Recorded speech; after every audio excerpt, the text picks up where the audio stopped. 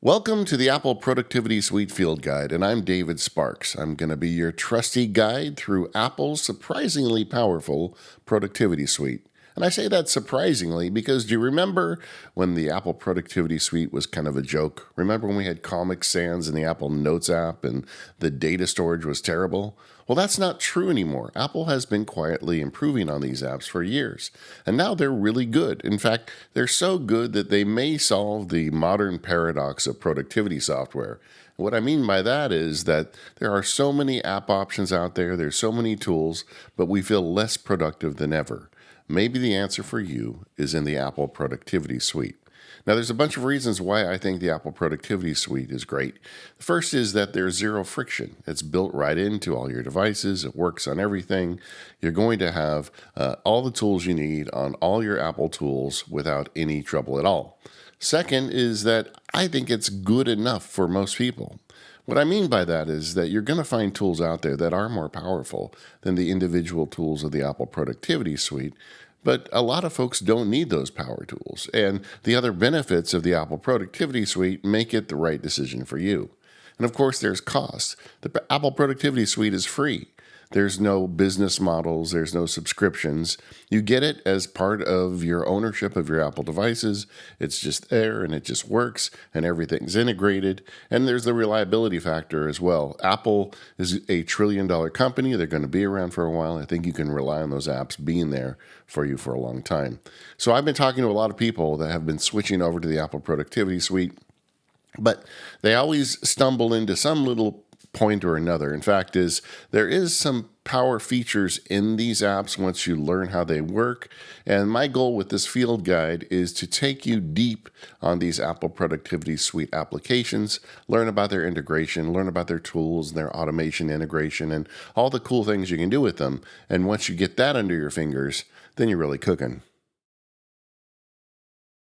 I'd like to take a moment to talk about the advantages of the Apple Productivity Suite as a whole. Now, by the Productivity Suite, I'm referring to those four key applications: Calendar, Reminders, Notes, and Freeform. All of these started as fairly simple utilities, but they've evolved into fairly impressive applications. And the advantage of using them together is abundant. First is the seamless integration. When you're using these applications, you can go from one to the next. You can start a reminder on your phone and finish it on your Mac, or you can start a Freeform document on your iPad and finish it on your iPhone. They all work and talk to each other with no trouble at all. That is not something you get with most productivity applications.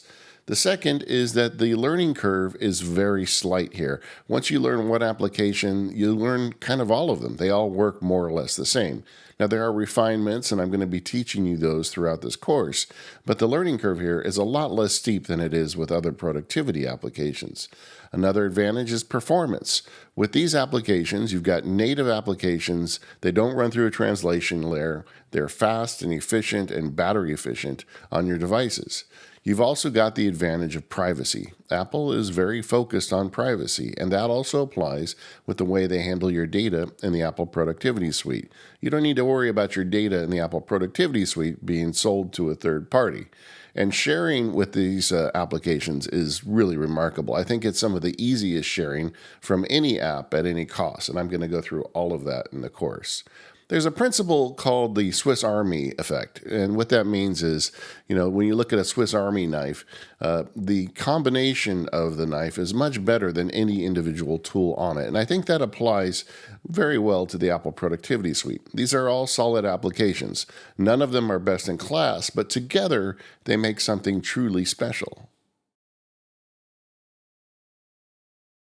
Like all the other applications in the Apple Productivity Suite, the Apple Calendar app just continues to march along, getting hidden power features and ways to work with your calendar that just weren't possible in years past. The thing I like about the Apple Calendar app is that it's just so universal. It works. You don't have to think about it. The calendar management's real easy, but there is more to the application once you get into it. There are hidden features in there that you may not know about. We're going to talk about them here in this section, but the Apple Calendar app as a whole walks that line between useful features, easy to understand, and giving you the power you need to manage your calendar. So let's dig in with the Apple Calendar in this section. So let's start out taking a look at the interface for Apple Calendar on the Mac. It's a very simple interface. At the top, you have buttons that allow you to jump through the different views from day to year. I'm going to also show you how to do this with keyboard shortcuts. If you hit Command 1, it goes to today, 2 is week, 3 is month, 4 is year. Week, by far, is my favorite. I have it displaying 7 days. You can change that if you want. Just go up to the calendar settings. You can change that to 5 or 7 days by default.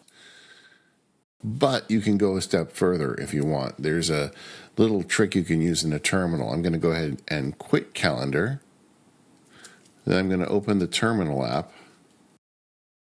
And I'm going to paste in this code. Now I'm putting this below the video so you can just copy and paste it off the course website.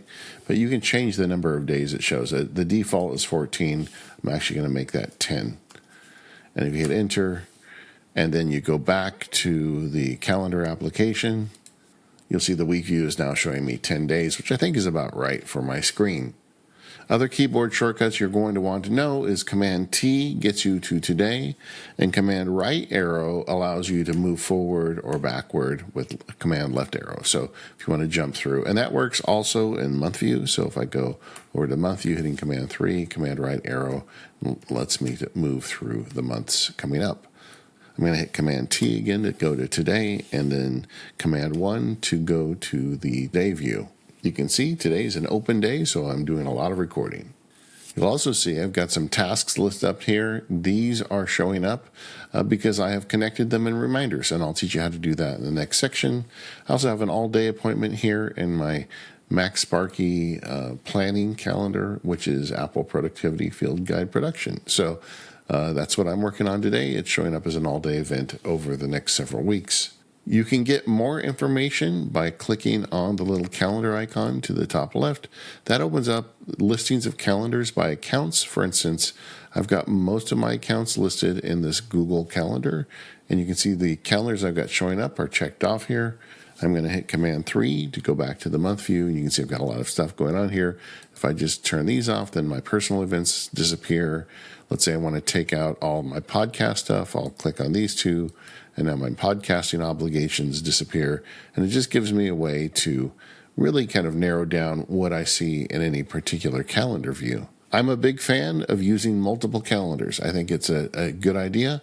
One thing I do that's different from most is I have an additional to my event style calendars. Like here's my personal calendar that'll show I'm going to pick up my wife at Taco Bell. I also have a planning calendar, which I can put on there that'll show all-day events. I do the same thing for MacSparky. I just told you I have this Apple Productivity Field Guide production going on right now. I can toggle that off because that's part of the planning calendar just by clicking that button right there. So making multiple calendars gives you a lot more control, and it's very easy to control these in Apple Calendar. I'm going to have a separate video on calendar syncing and how to set up accounts at the end. I think that might be an important skill. But you can see I've got several different accounts listed here, iCloud and a couple other Google accounts. Under the other button, you've got the scheduled reminders calendar, which allows you to show your reminders that have dates on them in Apple Calendar, and I cover that specifically in the next section. I can also show birthdays and holidays and suggestions. I'm going to keep birthdays toggled off just to keep my friends' information private, but I'll turn holidays on so you can see them there as well. At the very bottom is another calendar that allows you to kind of toggle through future dates and see when things are happening and what the dates are. I don't use that too often because I'm a big fan of that command right arrow that allows me to jump through them and see them with my events listed on them. Over on the right side of the main view of the Mac application is a search button, and that works just like you'd think. So let's say I'm going to search for Academy events. I'm teaching the productivity field guide to high school and college students right now, which we call the Academy. You can see there they show up. You get the events listed there and also highlighted on the calendar. Over on the left side, next to the calendar and invite button, you have the plus button that allows you to add new events. I will actually cover that in a separate video because I want to talk about creating events more specifically. And then also over here on the left, in addition to showing the list of calendars, you can show a list of invites. Like I had a date change on a recording here. I can see a list of things I've replied to. I had a dinner set up with a friend that I've accepted, and there was an ops team meeting that I declined. So that's a nice overview of the interface of the Apple Calendar app. Next, let's take a look at this over on the iPad. All right, over on the iPad, you can see that it is a very similar experience to the Mac application, and that is not a mistake. In the top center, you've got the ability to toggle between the day, week, month, and year view. If you're on a keyboard with your iPad, the keyboard commands work just the same. Command 1 through 4 allows you to switch through. If you look at the left side, you've got, again, the calendar toggle, which opens up to give you a list of your calendars, the invite toggle, and they've added a new one here. This one gives you a listing of all your events. I really like this feature. It's also on the iPhone and allows you to scroll through and see all your events upcoming. Over on the right side, you've got the search, and you've got a little today button that gets you to today. We're going to be going over these features in more detail later in this field guide, but there's a nice overview of the iPad interface. The iPhone, however, is different because it has the compressed space. They've got to make a few other decisions about how the application is designed. I'm in the month view currently. I can go to today by tapping the today button on the bottom left, and that goes into this list view, which is, like I said earlier with the iPad video, really appreciated. This is something I really like. You can switch between those, though. You can say, give me a single day view or a multiple day view, and that's just great. If I tap at the top left again, it goes again to that month view, and there's 3 different options for that as well. If I tap the top left, you can see I can get the compact view, which I'm in. That just shows me kind of a list of events on this single line with different colors representing different calendars. The stacked view gives you a little bit more detail, showing you like the all-day events I've got across. That's that planning calendar about creating this field guide. Then you can see there's some green items there. Those are personal events, and blue items for MacSparky events. And I want to go and get the full details. I can click this button right here, and it will give me full details explaining what's going on with each one. And finally, down to the list view, it gives me the current month with the list on the selected date. Like tomorrow, I've got more events planned. You can see I've got the Productivity Academy and the Labs Momentum Club and Pilates tomorrow.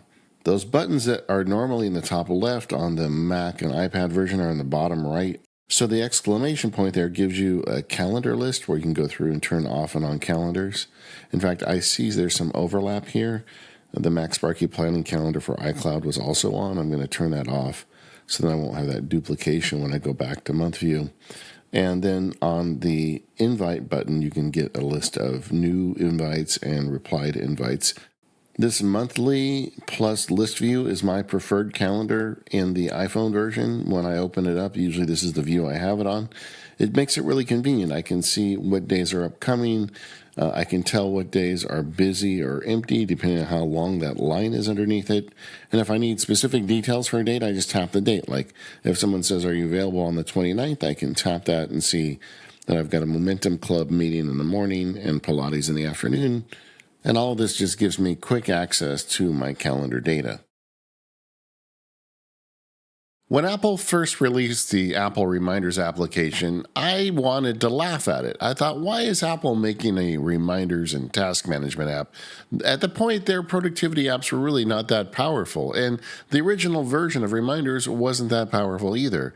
But over the years, the Reminders application has got a lot of the power features that you would traditionally find with very expensive and complicated task managers like tag support and column support and a lot of different features. But they've done it in a way that is uniquely Apple, where it's easy to use and easy to understand. This Apple Reminders app, to me, is one of the most remarkable pieces of the Apple Productivity Suite in the fact that it does have a combination of power and simplicity.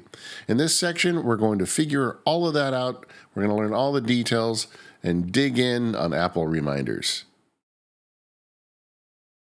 Okay, now I've got the Mac and iPhone versions up here on the screen. The best way to learn about making reminders is to make a reminder. So on the iPhone, I'm going to hit the little plus button in the lower right corner, and I'm going to add my first task, study theoretical time travel. And the reason I want to do this is I've got this great idea for a project. I want to make a time-traveling hammock in my backyard. I'm going to call it the quantum hammock, and it's going to allow me to check a lot of things out. So you can add notes, you can add metadata as you prepare a new task, even on your iPhone. So I'm going to rewatch Back to the Future. I'll write episode 1 because that's where they explain the real hard science. If I want, I could put a URL in there for the movie. I could also put a date and time for the task, and I can add it to a list. You can see by default it's adding it to endeavors. That's because that's my default list. I'm going to go ahead and put it just in the reminders. And we're going to look at that further. And then below that, you can see there's some details where we can add even more details. We can add tags, a flag, priority, location, when messaging, and even add an image. We're going to get to all of that later. I'll hit the checkbox, and now I've added it to my reminders list, and you can see there it is right there. And you can see with the magic of iCloud, it showed up immediately over on my Mac. So on the Mac, we can go and click on the exact same task, hit the information button, and then get a bunch of good information. Very similar things to what we just saw on the iPhone, just a little more accessible, easier to type into on your Mac. But you can see you've got access to all of the metadata, no matter which item you're putting it on. I think I'm going to add a tag for all of these tasks related to my quantum hammock. I'm just going to give it that name. Now you'll note I left everything lowercase. That's just my preference for all tags. I use the hash, and because it's 2 words, I put a little dash in the middle, click done, and now I've got a way to find anything related to the quantum hammock just by going down here and clicking on this tag in the sidebar. This is what I was talking about earlier when I said there's a lot of power in reminders. If you start using some of this metadata, you can really get to exactly what you need very quickly. Of all the Apple Productivity Suite apps, Apple Notes is the most interesting to me because with that app, I have been on a journey. When they first released the Apple Notes app in the original iPhone, it was terrible. It synced data poorly, it was ugly, it used Comic Sans as its font. I mean, famously, it was kind of the punching bag of the original iPhone apps, and none of us took it seriously. A whole ecosystem of Notes apps grew up around it because nobody wanted to use it. But something happened. Several years ago, Apple decided to make Apple Notes app good. And they redid the architecture, they redid the application, and then over a series of years, they just made it better and better. And now the Apple Notes app is an excellent tool, whether you want to use it as an Evernote replacement or a way to write your thoughts down or sharing diagrams with your spouse or your coworkers. It can do just about anything you want in relation to a Notes app. Very powerful application it has become, and in this section, we're going to go through all the details. Okay, let's format some text with Apple Notes. The first thing you need to do is create a new note. You can do that by pushing this button or the keyboard shortcut Command N. You'll see that when you create a new note with Apple Notes, it doesn't have a name. It's not like a file system where you need to name it at creation. Instead, it just inherits whatever the first line is of the note. I've got some text in the buffer here. I'm going to hit Command V, and you can see I've got in here a nice document, Quantum Hammock Relaxation Defined. It's like the business plan for our hammock. I'm going to start working with it, but the first thing you'll note is that the first line is now the name of the note. So when you've got text in here and you want to start formatting it, there's several ways to do that. The first is to put the cursor on any line that you want and then just go up to the font formatting and click the one you want. I'm going to hit title. And you'll see here you don't have to select the whole line, just have the cursor in the line. Next is we're going to do a heading 1. I'll go up here and do that, heading 1, and then under that heading 2, which they call a subheading. You can do that here. Can you already tell what the problem is? This is going to drive you nuts if you have to do this hitting this mouse button all the time. There are good keyboard shortcuts in this application. If you go up to formatting, you can also format here, and you'll see that there is title, heading, and subheading. And The Shift Command is the thing you need to remember with Apple Notes. Always hold down Shift Command and T for title, H for heading. So far, it makes sense. Then J for subheading. Well, that doesn't make sense. J isn't in subheading. But the J key is right next to the H key. So the idea is, remember H for heading, and then the one next to it is the subheading.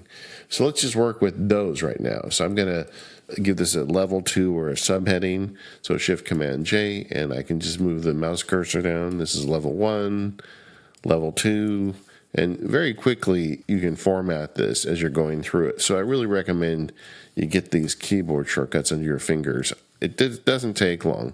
One of the questions, of course, is, well, why only 2 headings? That's not very many. A lot of you are used to apps that give you 5 or 6 levels of headings. And I would agree that it's not ideal, but I would also say for the stuff I'm doing in Apple Notes, it's just fine. I have not had really a problem with it. So 2 levels of headings is fun. I'm almost there as I'm riffing here on this. I put in subheading, but I wanted that to be a heading. If I just hit Shift Command H, that fixes it right up. So go down, almost done. One more, and a couple more subheadings. Actually, 2 more. All right, one thing I do when I get to the bottom, if I hold down the Command key and hit the up arrow, it takes it right back to the top. So there are your headings. The advantages of using headings is that they fold. There is this little disclosure arrow that appears when you've got the mouse near a heading. If I click on that, you can see it folds up everything under that subheading. If I click on the heading, it'll fold up not only the heading, but all the subheadings underneath it. So that gives you the ability to really kind of like compress your document, then just dive into the bits that you want to look at. I use these all the time. It was a really big feature that I always wanted Apple Notes to get, and when it got it, it made Apple Notes even more attractive. I almost think, gang, that when they announced that little feature, that's the point where my brain tipped over to say, I think I need to make a field guide about the Apple Productivity Suite, because it's just getting so many great features. The other thing you want to do with text often is make a bullet, like we've got a section of bullets here. You can do that underneath the text formatting. You've got a couple different versions, a bulleted list, a dashed list, or a numbered list. I'm going to hit the bulleted list. One thing you'll note is when you put a bulleted list in, it indents the second line. I think that's really nice, the way it does that. And it's very easy to apply. Of course, there's a shortcut for that too. Format, bulleted is 7. So Shift Command 7, dashed is 8, numbered list is 9. So if we want to make this a numbered list, I'm going to hit Shift Command 9, and we just put a numbered list in. Don't really care for that, though. For this, I'm going to make it a bulleted list, go back to 7, and now it's bullets. And since I did it for that one, I'm going to do it for this one, too. You don't have to select it all if it's just a single line. You just hit that. You're good to go. Some more formatting that you can do here is you can have these odd formatted. They've got mono-styled and block quotes. Let's start with block quotes. So I use block quotes when I'm like doing an outline of a book. Quite often when I read a book, I'll put notes into Apple Notes, and I'll put my own personal thoughts under a block quote. So the way you do that is select the text, click on the format button, then choose block quote. There we go. There's also a keyboard shortcut, Command apostrophe, but I don't use it. I prefer the mouse for this one since I don't use it often. And then there's also a new format that they've added called mono-styled. Here, let me put a new line in. And mono-styled is like a plain text segment inside your Apple Note. So if you've got something like a terminal command you want to paste into the terminal, or an Apple script, or I use it with codes for my field guides. Like if I have to give a discount code or something, I put that in there so I can paste it out and it's completely unformatted, almost like plain text buried in an Apple Note. You'll always recognize it because it has this gray background and it's got that courier looking font to it. So it's really easy to find. You'll know when you need it, but generally you won't use it. Continuing under here, that is all the different heading and style formats, but we also have the ability to make text bold, italic, underline, strike through, Again, they've got standard keyboard shortcuts. Bold is B, Command I for italic, Command U for underline. So we can do that. Let's say we want to take the word quantum hammock here and italicize it. Command I does that. Command B does bold. So now it's bold and italics. I'll hit I again to take that out, B again to take that out. I'll hit U to underline it. There is not a keyboard shortcut for strike through. In that case, you're just going to have to go up and hit it right here, and then you've added strike through. I'm going to turn that off because it's going to drive me nuts. And the last formatting tool you've got under this button is a highlighter. You can see that the highlighter, you can pick which color you want. Let's set it to orange. And now I've highlighted that text. You can also do that with a keyboard shortcut. Just go down to Font. Highlight is Shift Command E. Some other text shortcuts you've got here that aren't obvious, bigger and smaller, are Command plus and Command minus. That's actually true in a lot of different text editing applications on the Macintosh, so you've got that there. If you want to play with the baseline, superscript, subscript, or default, you can do that here. You can show colors.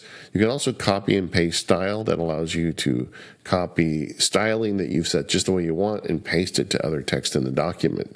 All of these things are familiar if you've done any sort of sophisticated word processing. This is a subset of something you would get in Microsoft Word, but it's still pretty powerful. There's a lot you can do here, and I really like these folding headings. I think that's really useful.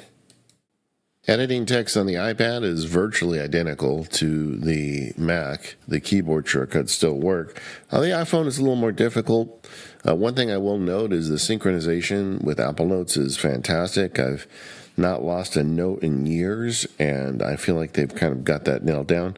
You can see all the changes we made over on the Mac have already populated over to the iPhone right away. To edit text on the iPhone, you just tap into the text and you get a whole new toolbar at the bottom.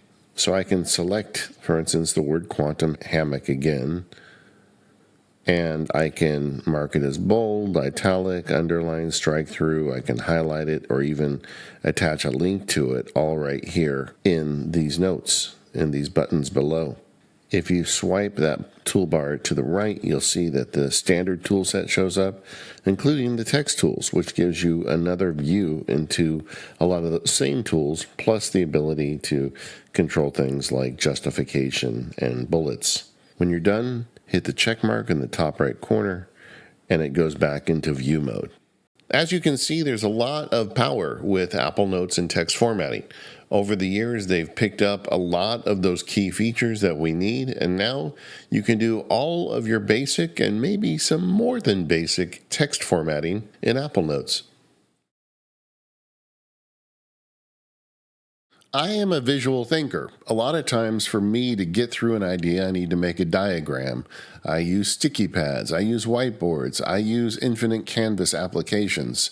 And when I heard that Apple was going to make their own, that made me very excited because looking at the rest of the Apple productivity suite, I now have faith in Apple to make something that might be useful. And that's exactly what they did with the newest member of the Apple productivity suite family, Freeform.